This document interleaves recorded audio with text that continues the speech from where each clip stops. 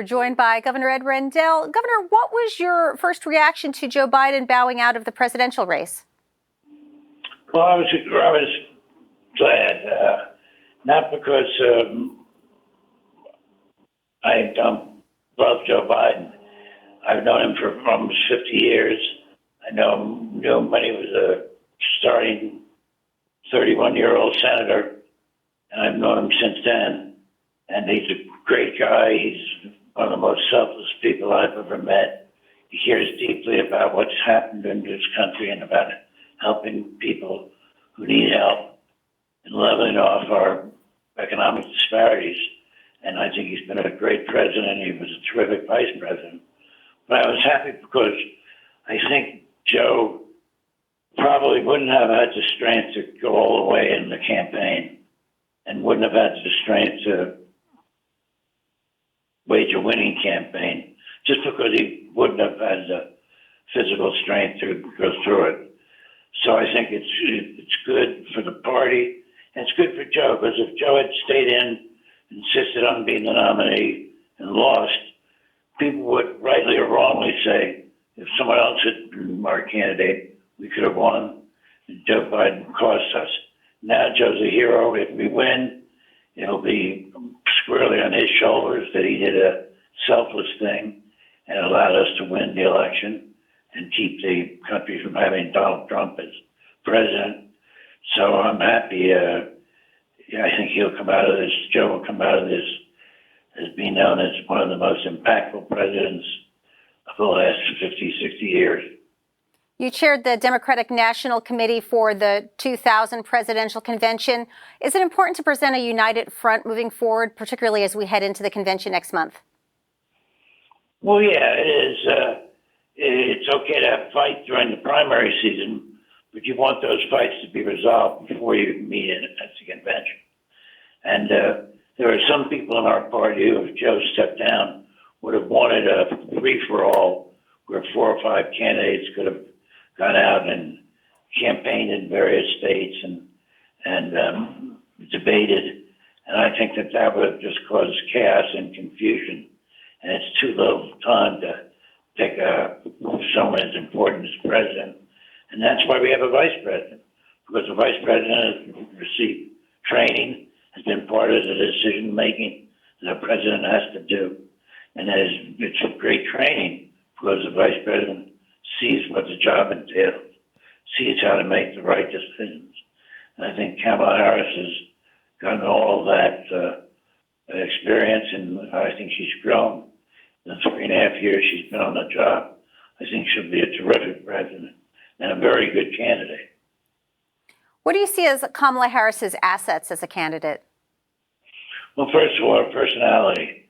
She's got a winning, upbeat personality. She smiles. She's got a terrific smile, and she's got a good sense of humor. But she's also tough. Anybody who thinks that she's a pushover, but she's a woman, is in for another surprise. She is tough as nails. People should remember her cross-examination of Attorney General Barr and Supreme Court candidate Kavanaugh. She was a tough as nails questioner. She knows what she's doing. She can be strong and tough and have a backbone of steel. And she can also be pleasant and very engaging. She's almost got the perfect personality for a good candidate. And it's interesting, even though people would deny this, they expect more from a woman candidate than a male candidate. The woman candidate has to convince them that they're going to be strong enough. Male candidate doesn't have the same convincing to do. But a woman has to get over that bar. Will she be tough enough? Is she going to be good as the commander-in-chief of our army? So she's got a lot to prove, and I think she'll prove it very quickly to the American people. How do you expect Kamala Harris to differentiate herself from Joe Biden? Well, I think there are certain things that automatically differentiate her from Joe Biden. If Joe Biden was 59, he'd have won re-election overwhelmingly. But he's not. He's 82. Kamala Harris is 59, and a young-looking 59 at that. She's got energy to burn. So those differences are right away important differences. She's not going to get tired on the campaign trail. She's going to be able to go. She's going to be able to work long hours in every given day of the 105 left before the election. So there are some built-in differences right away. But secondly, she looks at the future even more than Joe does. She has plans that reach into the future and want to change the dynamics of the country, want to build back the middle class. She's got good plans. She talks about the future a lot.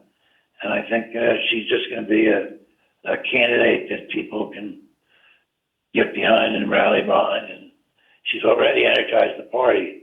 I mean, to raise $100 million in the first 24 hours, and she was a candidate. It's extraordinary. I've never heard of anything like that. Governor Josh Shapiro's name has been mentioned as a potential VP pick. What would he bring to the ticket? They bring decided benefit in Pennsylvania.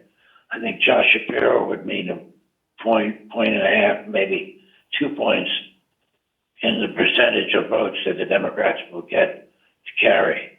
And a point and a half, 2 points could easily be the margin of victory. So Josh could be very important to giving Pennsylvania, putting it in the Democrats' column. And we're going to have a tough road to hoe if we don't carry Pennsylvania.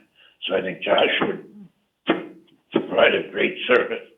He also is someone I think people could close their eyes and see becoming president without any problem if something happened to President Harris.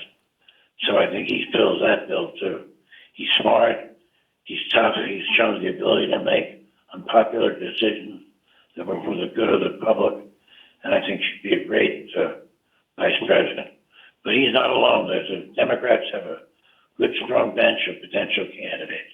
But Josh would be great, and I think he and Kamala would be a great team. How do you think President Biden's withdrawal will affect down ballot races in Pennsylvania? Well, how his action will affect it.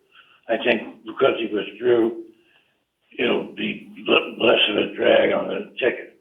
I think by withdrawing, he may have made victory easily achievable for Bob Casey and for a lot of other Democrats running on Election Day. I think it was a great thing for him to do, not just for helping win the presidency, but helping win all the elections that are on the ballot this year.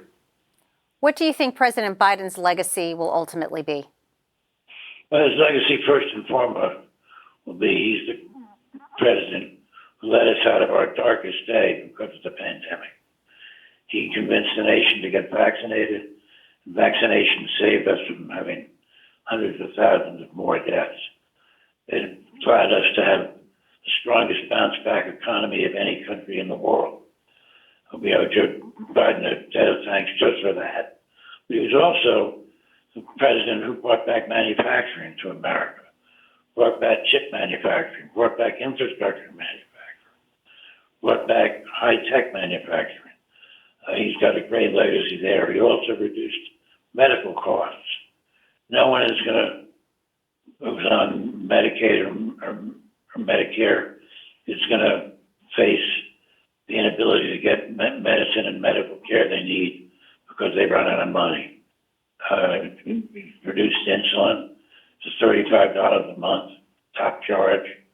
Some people had to pay $300-400 a month and simply didn't have the money and endangered their lives by going without insulin. So he's going to be known for all those things that make life for the middle class and the lower class in America much better and with much more opportunity. Governor Ed Rendell, thank you for joining us. My pleasure.